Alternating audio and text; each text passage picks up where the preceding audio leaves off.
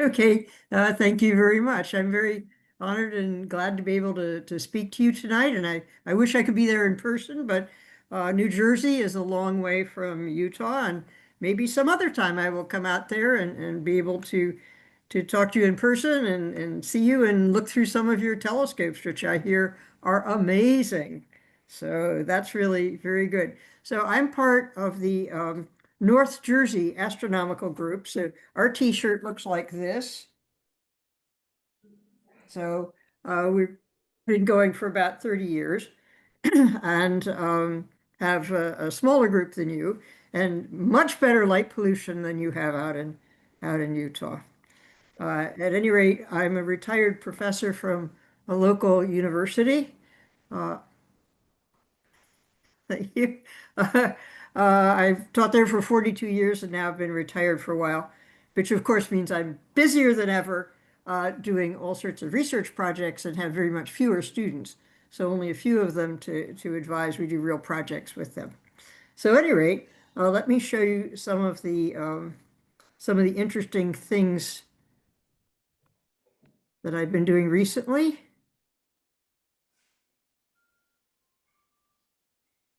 So let's see if we could get this. Um, Slide. Share, come on.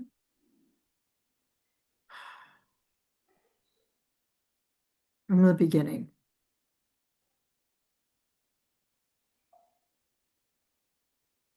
Why is it not doing it? Down the bottom, you've got the little button for doing presentations. Can you see the whole first slide? I cannot see it. I see only part of it. Down the bottom of the screen, you have a little button which is for giving presentations on the right-hand side, just where you've got the slider with the zoom next door to it. Just down a bit. No, across the other way. The next little icon across. That's it, that's the one. Okay. There you go. That's much better. Right. So I was going to talk to you mostly about the Tonga volcano, but I really want to talk to you about two other things as well. And Trevor said that you were open to other things as well, so I think I'm going to go that way.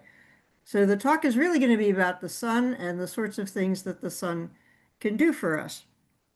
So the first thing is about a Tonga volcano, which was a huge volcano in the Pacific Ocean that went off a few years ago, and what effects it had on the Earth's ionosphere.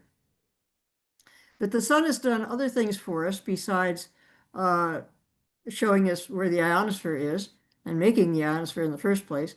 The second thing is the sun does eclipses. And we've had, in the last 2 years, wonderful solar eclipses. And I hope that many of you have gotten to see those as well. And then I want to tell you a little bit about the sun sculpture that I helped design on the campus of Montclair State University, which is art, but also it's science. So we're gonna do that too. Okay. So what the sun does for us. First, it makes the ionosphere. Then it allows us a new way to see volcanoes like Tonga, which we can see and determine properties in many different ways, including sound as well as sight. The sun allows us a new way to see solar eclipses through radio, which most people don't realize that there's a Doppler shift connected with an eclipse. It's the same sort of Doppler shift as you have with galaxies, but it's a much smaller in absolute value. And then the sun shines through my Ophiuchus sculpture, which I hope you will be amazed at. And I hope someday one of you might come to New Jersey and see the sculpture in person. Well, and the last thing here is each one teach one. This is a Girl Scouts mantra. I was very active in Girl Scouts, both as a child and as a mom.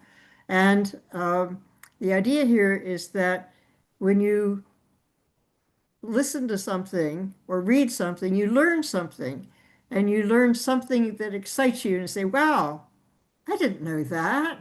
That's cool. So I want each of you, I hope, during this hour to find something that excites you. remember it, and then tomorrow teach somebody else about it. So that's your homework.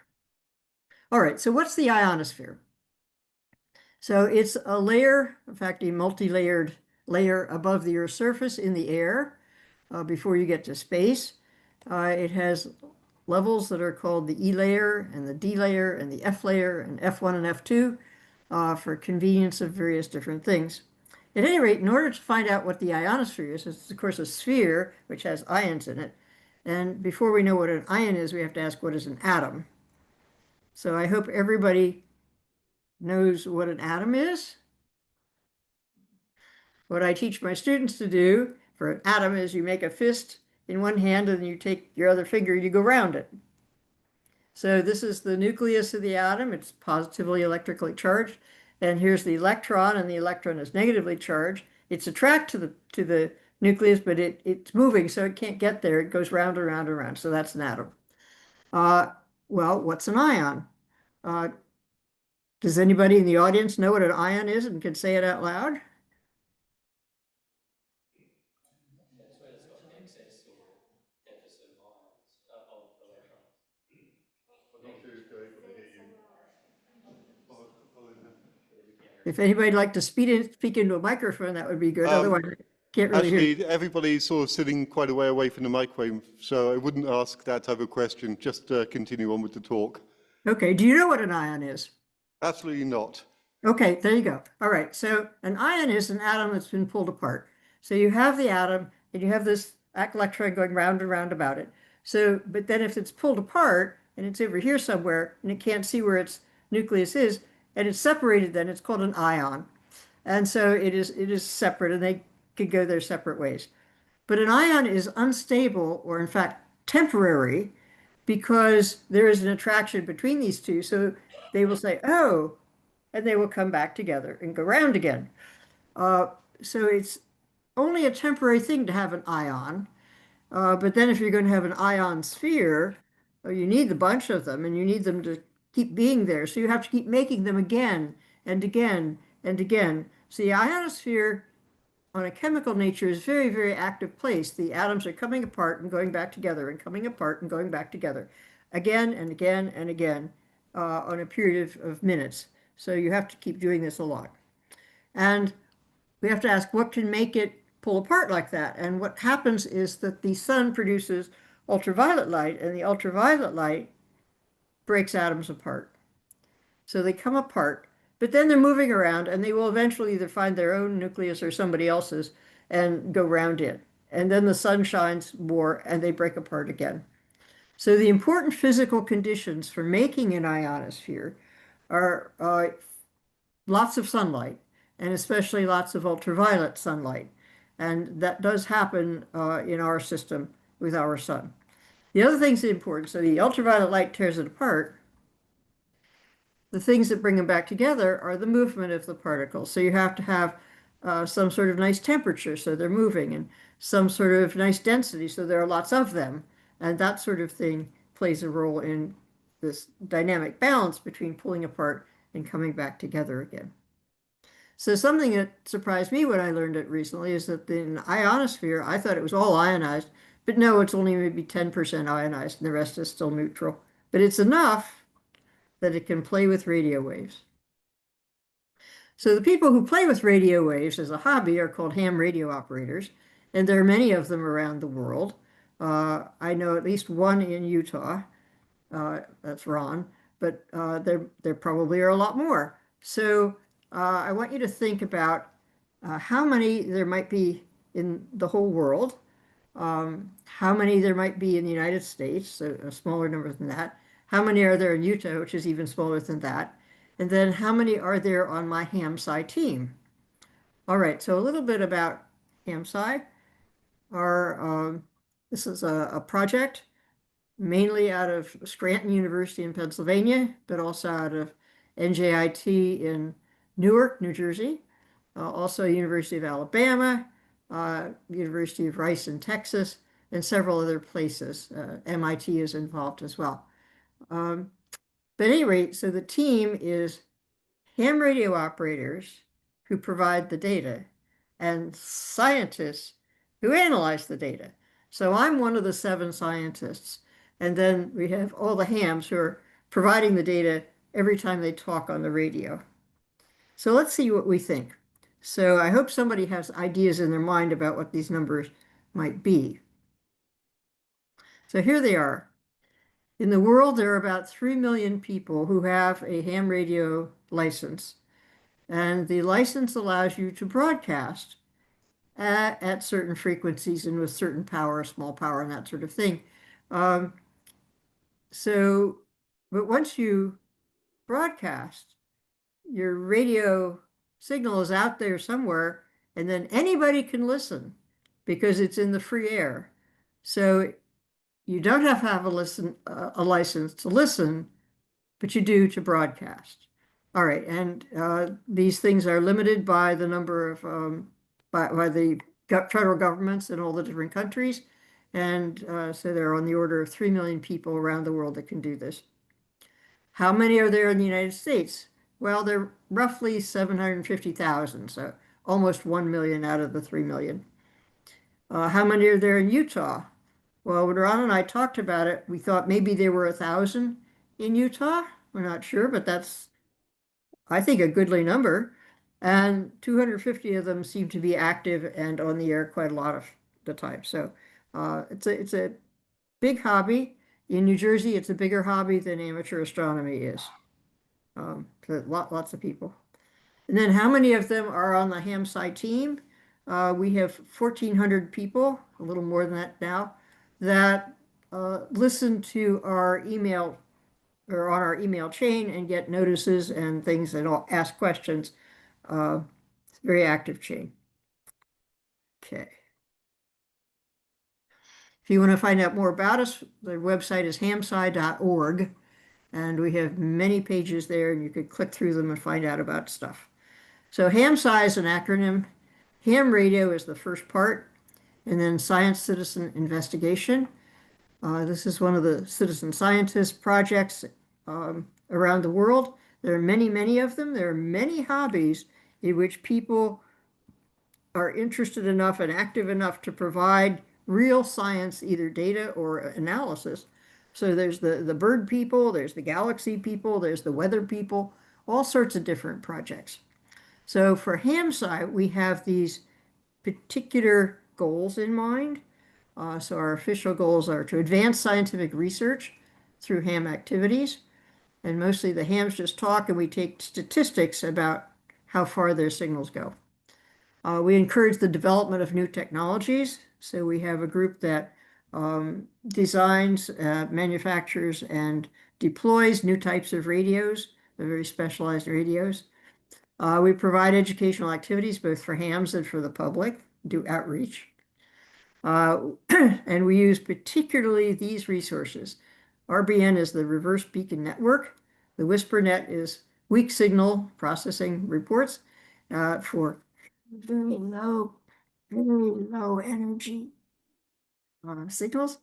And PSK Reporter. These 3 networks are run by hams as a interesting public service. And what they tally up is on a minute-by-minute basis, the number of people that are having conversations, at what frequencies they're having conversations, and how far apart the 2 people are, the person broadcasting and the person receiving.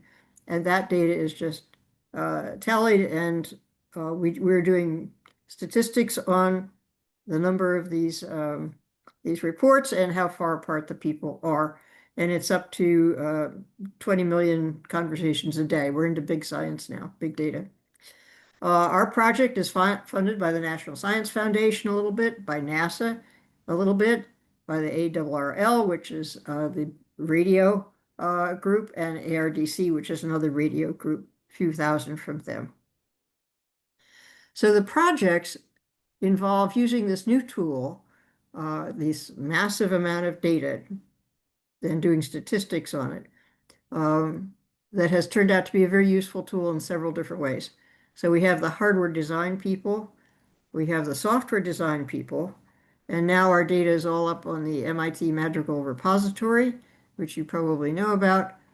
They have lots and lots of data streams from satellites and all sorts of projects around the world, and you can just download it and analyze it to your heart's content. And then the three parts that I think are most interesting projects with the group. First, we did solar eclipses. We did the one in 23 and the one in 24. Um, and the one that we've just started this year is meteor scatter. So it turns out that not only can you bounce a radio signal off the bottom of the ionosphere, but if a meteor comes through and ionizes a little trail through the atmosphere, you can use that to bounce off. And you can bounce off those really well and go much further. So you might be talking to somebody like from Utah in California, bouncing off the bottom of the ionosphere, and then suddenly you hear somebody in the Philippines. And it's really good, but it only lasts for a second or two, but it's exciting to hear. And it starts with a sort of peak, so they call it peaks. Anyway, we're going to do it again in December for the Geminids.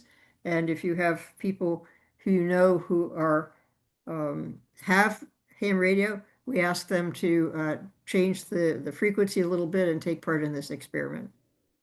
And then on a daily basis, people leave these radios running and they are investigating solar and geomagnetic storms, space weather that happens all the times.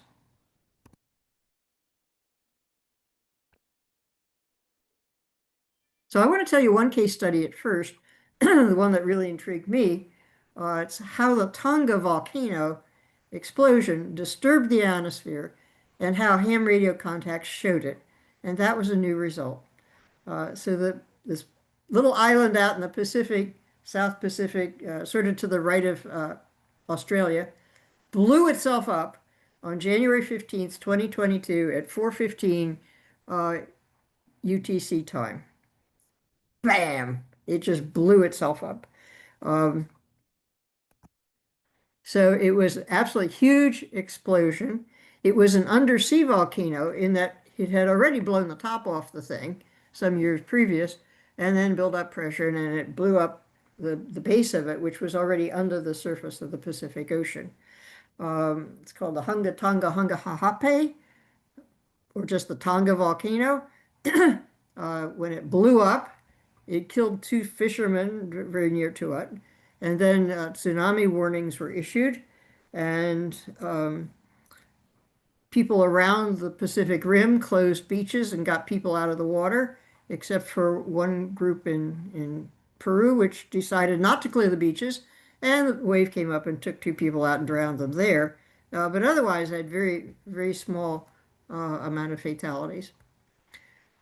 The plume of ashes that went up from this volcano went to an altitude of 50 kilometers. It was the highest plume we'd ever had on the surface of the Earth in recorded history.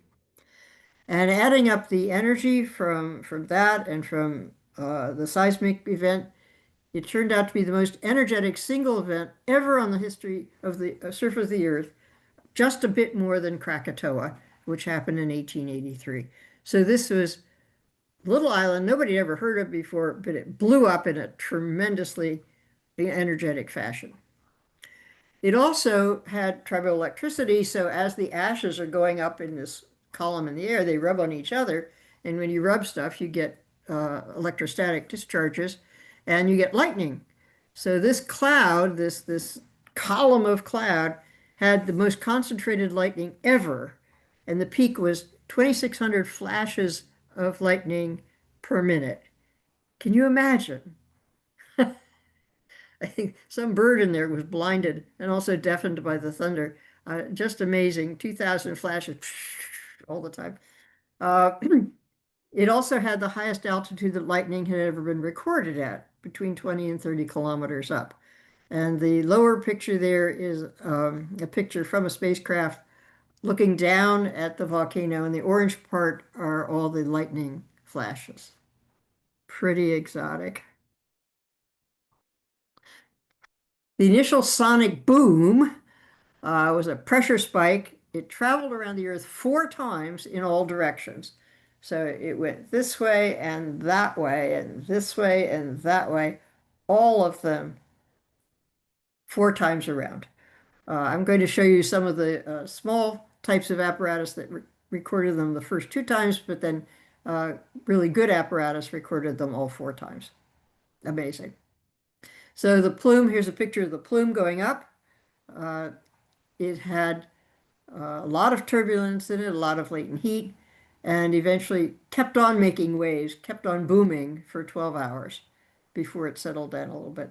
And there's a huge amount of volcanic ash that fell back down into the ocean, and then the ocean seabed was coated with thick, thick layers of ash for quite a ways around it. So here's about the pressure wave. So the picture on the left is the United States, and the two pictures on the right are the United Kingdom, Britain. But if you look on the left, the Tonga volcano eruption shockwave. And this was recorded by the O'Hare Airport barometers. They have a barometer at every airport. And so this is a whole day's worth. And you can see the orange line, which is the pressure, goes up. And then right where there's a yellow arrow goes zigzag. And that's the first pressure wave coming from the Pacific across California, across Nevada, and to Chicago. So can you see my cursors right there? Then some hours later, it's afternoon, temperature pressure's going down, and over here we have another pressure glitch, and this was the one that came from um, Tonga, went down past Australia, past the South Pole, came up through Africa across and hit from the other direction. So I'm going to talk about the timing of those two in a few minutes. Then over here, we have in the red line here a pressure sensor at Gwyn Griffiths' house in Southampton, southern England. He's also a ham radio operator. So he sent me this one. And you can see that the pressure here has a sudden spike right there where the white arrow is first, and another down here the opposite way where the other white arrow is. And this is the wave coming one direction around the Earth, and this is the wave coming the other direction around the Earth. And since Britain is more on the antipodes than Chicago, these two are pretty close together while they're further apart over here in the first one. And then this is another one, the Welland Valley group. It's another bunch of amateurs in Britain that did the same thing. I think this picture is wonderful. This is an amalgam, a collage of indications that the pressure waves continued from Tonga for many hours. The first big one, and then lots of little rumblings after that. So in the picture, we're looking straight down on Tonga. You can see Australia is off to the left of it. So this is the middle of the Pacific Ocean, South Pacific. Here's Australia, there's New Zealand over here. Here's the United States up here. This would be California on the upper right. And somewhere in here is Hawaii, which is kind of between them. At any rate, these are images from various satellites mainly, but also some from ground stations. And they're looking at temperatures and pressures of and cloud cover, that sort of thing. And you can see they've been overlaid, and you can see the pressure waves going out. It's like a big pond in which somebody's thrown a big stone, and you have these ripples which are going out. I think that's just amazing. What a great picture. So then the question is, the lower atmosphere certainly responds to the boom. It certainly was heard by equipment in Chicago. Nobody heard it with their ears, but in Chicago, a piece of equipment did hear it, and also in England. And that was amateur equipment. Did the disturbance, the ripple, go as far up in the atmosphere as perhaps the ionosphere, which is 100 to 300 kilometers up? Or was it mostly just down here at the level where we live?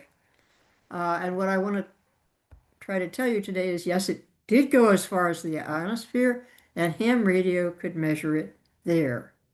Okay, so did ham radio contacts show any effects? Yes, they did. Yay, new tool. The volcanic plume with the ashes extended at least to 50 kilometers altitude, and that's the top of the stratosphere, but it's not yet to the ionosphere, which is like 100 kilometers up. But I want to make the point that it did disturb 100 kilometers up as well. So we're going to look for some specific examples. I'm going to show you these specific examples. First, looking in the North Pacific region between the Western United States, that's California, and Maui and Hawaii. So there's a big portion in the upper right in which Hawaii and the United States were talking back and forth, and things got disrupted. Then looking at the whole United States, uh, I was able to find a traveling ionospheric disturbance, or a TID, rolling across the middle of the country. Kansas is the middle, right? And uh, and that started at the right time for the blast wave to have reached there. And then Illinois is the midpoint of another particular conversation or listening. This was a W2NAF in Pennsylvania, Eastern Pennsylvania, Scranton. This is Nathaniel Frizzell, the leader of our project. Um, and he was listening to WWV in Colorado. WWV is a time stamp signal, and it just 24 hours a day, the whole time just gives you beeps when every minute starts and tells you in words when the hour starts and that sort of thing. So that it's not just a timestamp thing, but it's got a really, really well-controlled frequency, which means it's going to be useful for other purposes. Okay. And then in Britain, there were the air pressure strikes as well as the ones that were in Chicago. In ham radio, people transmit and other people receive or listen. And this is toted up on some of these amalgamated stations. So this is one, and it shows Hawaii there in the middle of the picture, in the middle of the ocean, the Pacific Ocean. Rob Robinette has a station there in Maui that listens. Doesn't transmit, it just receives. And it writes down automatically all the stations he can hear. This particular display with the yellow lines shows things that he heard in a 2-week period. You can see in the upper right, mostly the stations he heard were the United States. The United States has a lot of active people transmitting, and so he heard those. But he heard somebody over here in Britain beyond that. He heard a lot of some people in Japan, a whole bunch of people in Australia down here, and some people in New Zealand. A few in South America, but not very few. And then he heard this little one down here. What do you think that is? It's a research vessel. It's a boat, polar research vessel looking at something in the poles. So anyway, so all of these things are uh, showing you stations that Rob heard on his equipment, and it wrote it down. Okay.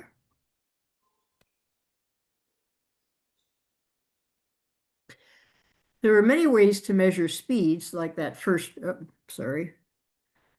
round picture of the ripples going out, and various techniques, various people using different, particularly ground-based or some satellite-based equipment, measured speeds of the blast wave, the first wave going out at 218, 343, 414, and 667 meters per second.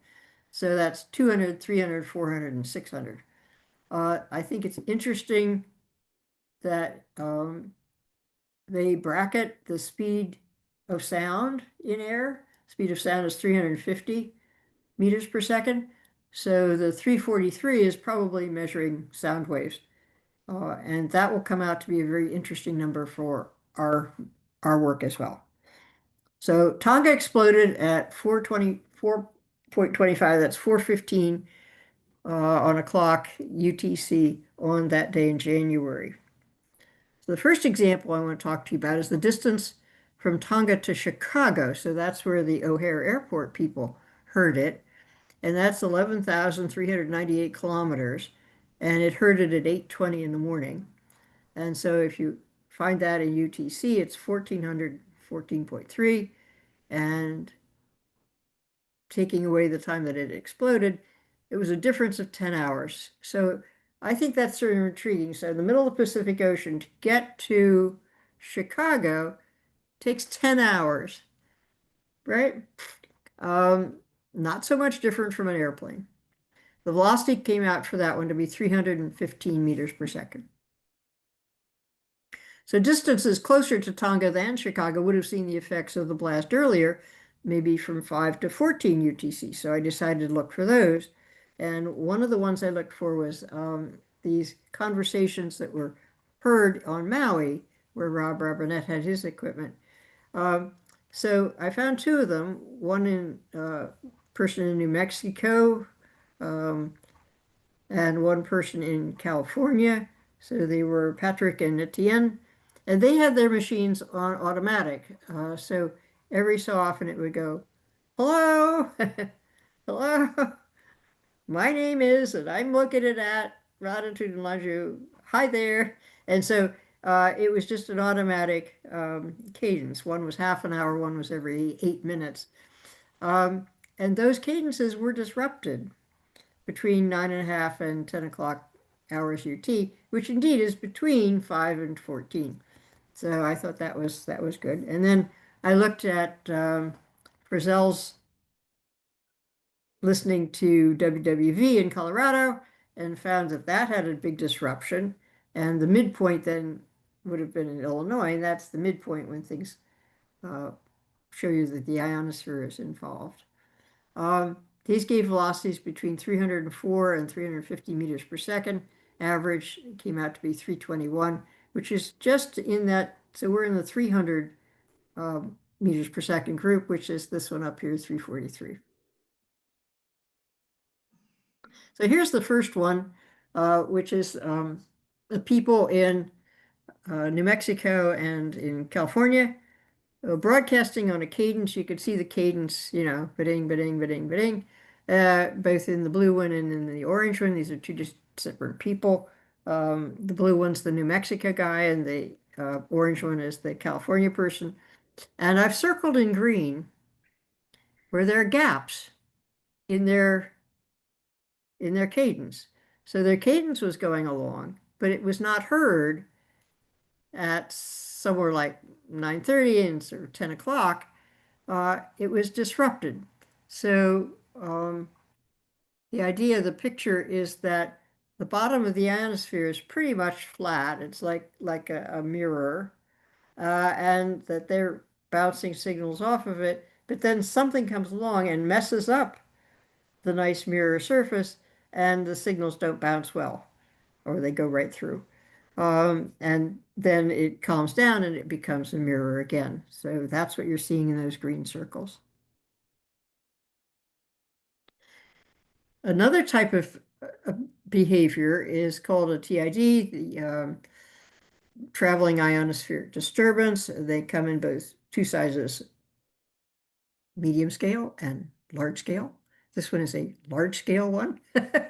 Large scale has a wavelength of like 1,000 kilometers. These are huge waves, very big, gentle waves in the bottom of the ionosphere above our head. We can't see them because we don't see ionization, but radio waves can see them, and radio waves go up, bounce off it, and come back down. And if the surface is uneven but steady in the unevenness, it can bounce higher, and this one lower, and this one higher over here. And so this is called a spot map. The y-axis is the range, how far it is between the two people that are conversing, and the bottom is time of day, universal time coordinated. So I've drawn a red line here across the bottom of the ionosphere, the bottom minimum range, and you can see that it starts about 1,300 hours. So on the left side over here, this is the part of interest, the first wiggle, and I read that as about 13, so it's certainly between 12 and 14, so about 13 hours. And then it goes along, and there it is. All right, so another type of disturbance is this one here. This is Nathaniel in Pennsylvania listening to WWV in Colorado out by where you are. And so again, that's time across the bottom here, and this is the frequency he's listening to. And it says it bobbles along, nothing much exciting happens. And all of a sudden the bottom falls out, woo! goes up and down like crazy. Very, very disturbed in here. And that happens just before 1500 hours. And so it's very clear if you look at a picture like this, you say, oh dear, something happened right there. Something happened right there. What could have happened there? And so my supposition today is that what happened was that's the blast wave that came through, not at Pennsylvania, but at the halfway point between Colorado and Pennsylvania, which turns out to be in Illinois. Okay. Now, I want to point out again the same picture from O'Hare Airport in Chicago is that things not only came in one direction, but they came the other way around the world and the other way. So I want you to call to mind this first one and this is the second one, but that's going to happen elsewhere also. So here's the also. This graph is all the ham radio signals in the North Pacific Ocean in this time period. In fact, we have 5 days worth. So the middle one here, above the word hours, that's the day that the Tonga explosion went off. This is the previous day, and this is the previous day to that. So here they are showing the brown line at between 40 and 60 where I've scaled it. That is sorry. So the brown line is when the volcano went off. The two red circles are dips, which one is on the same day, the 15th day of January, and the next one is on the 16th day of January. And again, a big dip, and we want to try to explain those. You notice that in all the other days, there are small dips, but not big dips like this. So it's the big dips which are important.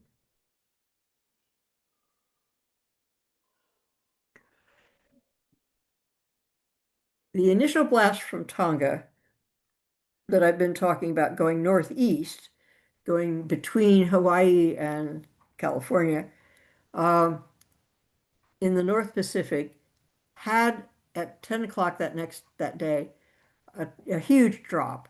Only 39 out of 160 contacts remained, the rest were gone. And that's a 75% drop in the behavior. So this was, I think, really quite a strong piece of evidence that something had happened to that part of the North Pacific that really cut out a whole bunch of things, not just the two guys between listened to by Maui, but a whole bunch of other things went by. And nobody recognized it at the time. All the people that I've talked to said, oh, yeah, maybe it's a bad day, something happened. But they didn't recognize, you wouldn't recognize it till you looked at the statistics of the group as a whole. So then on the next day, January 16th, at 7 o'clock UTC, there was again a drop, this time not 75%, but only 65%. Nonetheless, that's a big drop. And this was the blast wave coming around the Earth going southwest from Tonga, traveled past New Zealand, Antarctica, came up through Africa, Europe, eventually crossed the Atlantic Ocean, the United States, went through Canada, finally came to the North Pacific and went drop. So that was both ways around. I think it's really neat that the radio showed that as well as the barometers. Okay. So here's a summary of the Tonga explosion. I want to call your attention to the upper right diagram. This is distance on the y-axis and time on the horizontal axis. And these little blue dots are all the ones I've told you about. Then I fit and I think you can see that's a pretty good straight line. In the bottom left, I put the straight line to it, and the R-squared value came out to be 0.998, which is super duper, really good. And the speed comes out to be 333 meters per second for the things in the ionosphere, and the sound ones are not far behind. I thought this was kind of sad. Found out later. So this was somewhat later. That there's two islands further up. So there's Tonga is the red one here, and these two are further islands northwest of Tonga. And they got a seismic signal like an earthquake 15 minutes before the big blast happened. But that was so quick that they didn't have time to warn anybody. So in some sense, it was useless. In many senses, it was useless. But it gave the seismic people an idea what to look for, and they're now refining methods to try to do that a bit better for the next time. So the summary, the ham radio data did show that the ionosphere was disrupted by the Tonga volcano. The mechanism is not entirely clear, but involves waves of some sort. So we talked about California and New Mexico, talking to Hawaii, the TID over the US continental, uh, reports dropping 75% and 65%, and then WWV to Pennsylvania, and then also pointing out that the neutral air pressure spikes also agreed. And so there were four of them, two from Chicago and two from Southampton, and they agreed on that line as well, but not quite the same speed. So the ionospheric velocities averaged 333, and the neutral air velocities averaged 310. Still trying to figure that one out. At any rate, moving on to eclipses. I hope everybody got to see an eclipse last year in April. That was very cool. I was in Vermont, and it was gorgeous. But the thing I think that's interesting that a lot of people don't know is that there's a Doppler shift associated with an eclipse. And a Doppler shift means there's a velocity, something is moving. So as in galaxy work, receding is a red shift, approaching is a blue shift.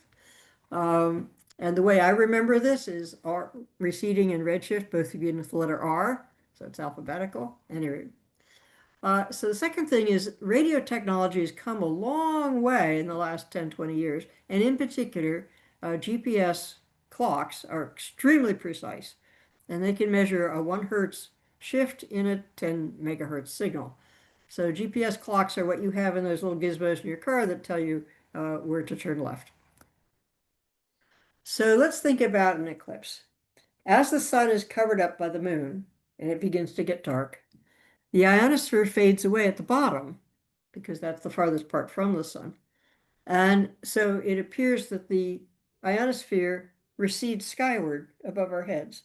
And then when the moon uh, starts to go away and releases more sunlight, then the sun reionizes the ionosphere coming down. It looks like the ionosphere is approaching us from the top. It doesn't move physically, but it moves chemically. It's an interesting thing to think about. So I have here two traces from our new kinds of radios. These are Doppler shift traces from WWV, which has a very well-controlled signal. So the time goes, it's a whole day. Time goes from left to right on both of these. The top panel here is the one from the eclipse in 2023, the annular eclipse in October. And so the signal goes over here, and you see a big sort of triangle going up. That's dawn when the ionosphere forms above this place.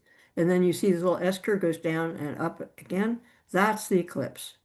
And that's mean the ionosphere is receding from you, and this is when the ionosphere is coming back down towards you.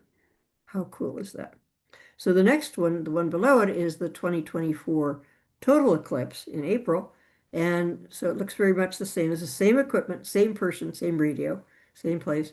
But I want to show you two things. First of all, you notice when dawn is here, and then in dawn in April comes earlier in the day. Well, why is that? Well, it's because springtime.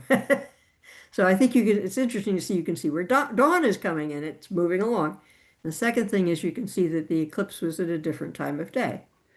So the 2024 one was in the afternoon, and the earlier one was at lunchtime. Also, you can see that the Doppler shift here on the second one in 2024 is more severe, it goes up and down more than it does in the 2023 one, because that was only annular and this one was total. So we're analyzing statistics from these more later, some other year. Okay. The last thing I want to tell you about is my artistic Ophiuchus sculpture, which is on the campus at Montclair State University. We got a grant for $25,000, in 1986 to put a sculpture in front of the library. And this is what resulted from it. And later it was moved to the Science Quad, which is where it is nowadays. Um, Part of the words in the grant said that this must be done by a real sculptor in the art department, and Mac Adams was that person. But they had to take advice and consent from somebody in a completely different department. So I think they didn't want something that was truly modern art. Mac Adams was my friend, and so he said, Mary Lou, let's have lunch. Let's go talk about things that are astronomical and I can make into a modern art sculpture. So we talked for many lunches and eventually ended up with the story of Ophiuchus. So I'm going to tell you that story. I don't know how many of you know the story of Ophiuchus. It's not a very easy constellation to see. I very rarely see it in New Jersey because it's made up of moderately faint stars. Nonetheless, some of those stars are very important for navigation. And so the early peoples, the Babylonians, so this is 1000 BCE, had to navigate across deserts without landmarks, and they used the stars for that purpose. And there were a few navigation stars in Ophiuchus, so they told the kids the story, even though it wasn't a very exciting constellation visually. All right, so let's do the story. It's the story of a boy's quest journey, seeking his career in the world. The boy sets off alone into the desert to prove his ingenuity and courage. It's very like what they do in Boy Scouting, or as kids going to college for the first time, or running off to join the circus, or whatever you got. And in most cases, you were supposed to spend one night in the desert, figure out what you want to do, and come right back to your family. But this kid got lost. At any rate, he got lost. He found a large snake. He disturbed the snake. The snake got mad and tried to bite him, and they struggled. By dawn, he had the snake by the throat, and so the snake said, "Okay, I give. Let me go, let me go. I won't hurt you." And so the boy let him go, and he says, "And I am a magic snake. I am the snake of all knowledge." So the boy had won a victory over the snake of all knowledge. He was just so happy. This was an amazing thing to have done because this was a very, very powerful mythological snake. All right. So the snake asked him what career he wanted. And he said, I want to be a doctor. I want to be a physician. And the snake said, good, I'll teach you that. That's a good one. You picked a good one. So the snake said, I'll just sort of cuddle up around your neck here, and we'll walk from village to village. And when we see somebody who's sick, I will talk to your ear what the diagnosis is, and then we'll look at them again, and I'll teach you what to do to treat them. And mainly it's, you go over there and get those red berries from that bush over there, and you boil them up and give it to them. The person is better. Then you hold out your hand, and they put money in it. Great. So they did this for 4 years, and they called it medical school. But as time went on, the snake got heavier and heavier around the boy's neck. So finally, what he did is he took his walking stick and put the snake there. And so he'd walk along, and if he wanted to talk, he'd hold the stick up to his ear, and the snake would talk to him. Otherwise, he'd just walk along, and the snake was supported by the walking stick. All right. This became called the caduceus and became the symbol of doctors and veterinarians and EMTs and all sorts of people like that. So in the upper corner on the right there, I have one of the symbols.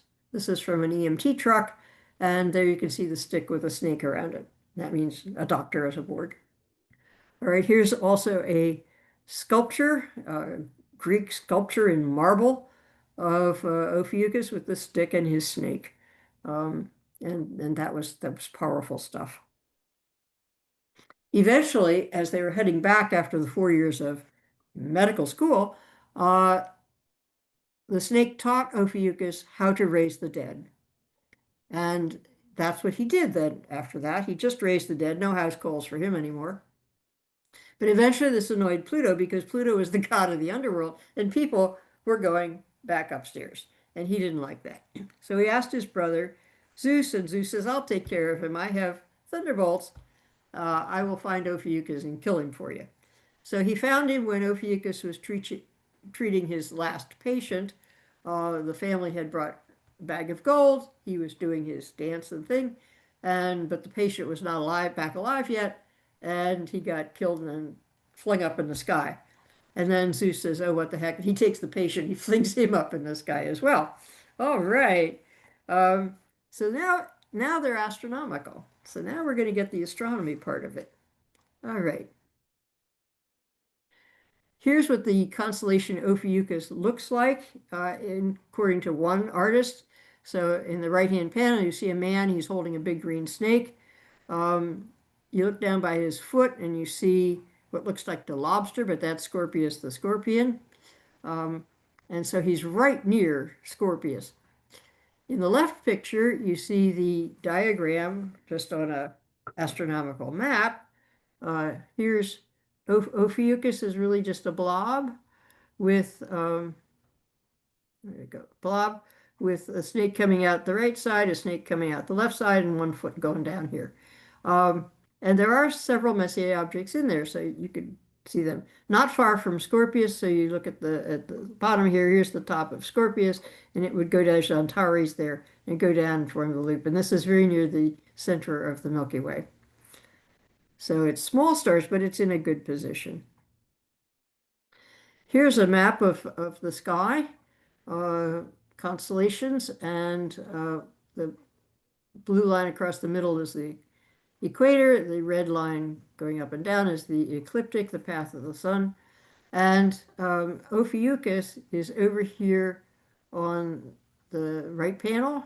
Can you see the blob with a snake coming off on each side under the word ecliptic? All right.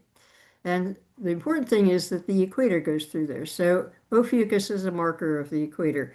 And if you're wandering the desert, it's good to know where the equator is. Now, the other patient, the other person thrown up in the sky by Zeus was the patient. And he is put in the sky directly opposite to Ophiuchus. So when one comes up, the other goes down. And so the doctor and the patient can never see each other because one's always down under the ground. And therefore, the spell cannot be broken, and no longer will anybody ever raise the dead. That what became important in a different religion 1,000 years later. But at any rate, can you see here who the patient was? Patient was a very famous person. So here we have Ophiuchus is under the word ecliptic. He's just to the right of the first bar here. So we want to look for somebody who's opposite, so on the equator, but just to the right of the third bar. And there it is. Do you recognize Orion? So Ophiuchus is the doctor. Orion is the final patient. Both of them have navigation stars, and I expect you all know that the belt of Orion, the lowest bit of the belt of Orion, is on the equator. And so if you're lost on a desert island, if that goes overhead, you know you're on the equator. If his head goes overhead, then you're north of the equator. If his feet go overhead, or the sword, you're below the equator. But that's how you know. So these are navigation constellations. So here's the sculpture. And we wanted it to project an image from the mass of aluminum onto a concrete disc at the bottom. And we had to choose a date when this would happen. So the image, I will show you, writes it up in a minute, is the man holding the snake by the throat. This image is good for local noon, plus or minus 10 minutes. Good for a whole week, but gets worse and worse at the end of the week. And it's time to celebrate everyone's victory over the snake of all knowledge on a college campus. What's the most appropriate time? Well, it's graduation day, of course. And otherwise, the shadow becomes very, very abstract. So a little bit more about astronomy here, and I imagine some of you astronomers know this part too, that the position of the sky at a particular time uh, doesn't make just a line, but rather a sort of loopy thing called the analemma. It's a picture by Dennis DeCicco 50 years ago on film. I think that was amazing. At any rate, the reason the sun goes up and down is because the Earth is tilted as we go around our orbit. And this width of it is due to the ellipticity of our orbit, so we go faster speed or slower speed, only by about 15 minutes. But it's enough to show up. So at the top of the thing, uh, under the word Chico, that's where the highest point of the sun is at noon, and that's in June, June 21st, the solstice. But graduation day was May 24th, so that's lesser, that's in here somewhere. And then it goes up to June, but then of course it comes back down in July, and so whatever is the same level would have the same effect on the sculpture. So the sun repeats the May date on July 17th. So that's another good day to come, and the parking is easier, so that's when people come mostly to look at this thing. Construction was by cardboard, then by wood, then by a forge in Philadelphia, and then people came. I surveyed the footings. They did the pouring of concrete, installing of the armatures. There's three legs for the armature, and then they had a crane which dropped the aluminum bit into the armature into a slot, and the student could fiddle with it a little bit. He tweaked it, we locked it down, and it's stuck forever since then. So here's from the other side, and you can see what the shadow looks like. There's Mr. Ophiuchus here, and he's got the snake by the neck, and the snake is wound around him. And these are some of my graduate students some years ago in a GK-12 program. So I hope you enjoyed learning about the sun. It did several things. It made the ionosphere. The ham radio showed that the ionosphere, even so high as that, was disrupted by the Tonga explosion. Solar eclipses show a Doppler shift, just like galaxies, although much, much slower. And solar sculptures are amazing and fun. Thank you for your attention, and thank you for paying your taxes, because some of that did go to satellites and some of it went through NASA to pay for one of our graduate students. I hope you keep thinking about the universe, and remember, each one, teach one. Thank you very much.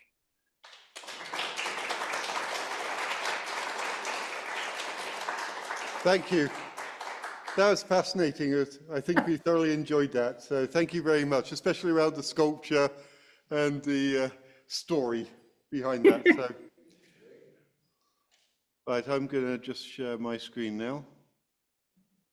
Oh, for those of people who know Greek, I don't know Greek, but 2 words. We do not know the name of the boy who went off into the wilderness, but Ophi means snake and Ucus means to carry. So his name is Mr. Snake Carrier. It's like Mr. Baker was the first person made bread. Okay, thank you. So that's the end of the presentation. And Does anybody have any questions? Any questions? I'm not seeing any. Oh, yes, David. I've got an obvious one. What are the theories for why the ionosphere at such a height is impacted? Ashley, can you come up and... Can you repeat that? No. I've got a sword. Oh, sorry.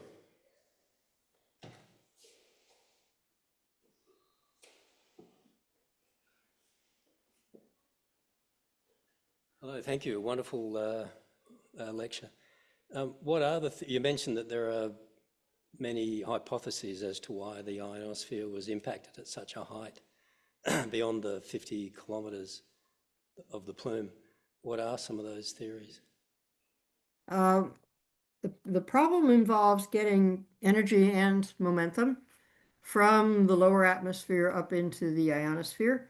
And the all hypotheses start with gravity waves, which just means waves in the lower atmosphere. So the main problem is, like if you're talking about Tonga and I don't know, the bounce point to go to Pennsylvania, I don't know. Did the blast go up directly somehow to that and disturb it, or did the blast come along as a sound wave and then at the last moment somehow get up there? And so there's a lot of discussion about how waves move along, how waves break. Like on the seashore, we're having Hurricane Erin come past us now, and the waves are supposed to be tomorrow 20 feet high. And they've closed the beaches. Good idea. But there are people with surfboards out there saying, not me. Anyhow, but how the waves actually break and transfer energy and momentum up into a high layer. And so that you have to cross another 10 or 50 kilometers. That's a fair piece of territory to cross. So there are people have various different kinds of models to do that. So it all involves waves breaking. Okay, thank you.